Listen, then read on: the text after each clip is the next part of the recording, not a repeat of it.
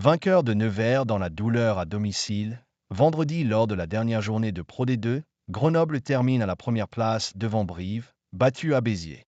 Agen, de son côté, a validé son maintien après son carton à domicile contre Mont-de-Marsan. Malgré sa large victoire contre Montauban, Aurillac devra disputer un barrage pour éviter la relégation. Le rideau est tombé vendredi sur la saison régulière de Pro D2 à l'issue d'une ultime journée qui a livré son verdict et répondu aux nombreuses questions qui se posaient encore. À commencer par la première place, et qui de Grenoble et de Brive, déjà assurés de disputer les demi-finales avec de surcroît l'avantage du terrain, terminerait aux commandes de la division. Un honneur qui est revenu au FCG. Les Isérois ont souffert à domicile face à Nevers, mais ils ont néanmoins assuré l'essentiel. Victoire 51-42, tandis que les brivistes, eux, certes avec une équipe profondément remaniée, ont bu la tasse sur la pelouse de Béziers, 57-24.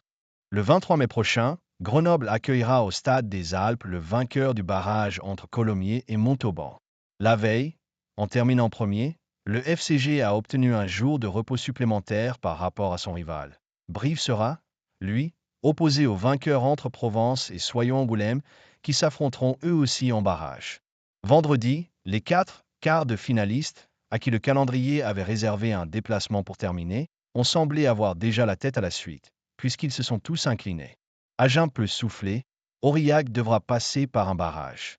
Colomiers, battu chez une équipe de Biarritz qui ne sait toujours pas de quoi son avenir sera fait, termine troisième devant Provence, quatrième, qui aura également l'avantage de recevoir, contrairement à Soyons-Angoulême, cinquième, et Montauban, sixième. Agen, quant à lui, peut souffler.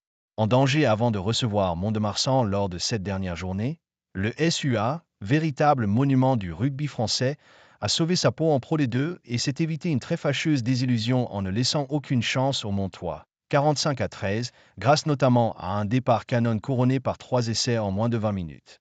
Aurillac, à la lutte pour le maintien avec les Agenais, a donc surclassé Montauban, 36-10, pour rien.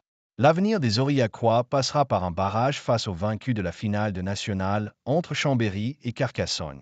Le vainqueur, lui, accédera à l'échelon supérieur, à la place de Nice, relégué.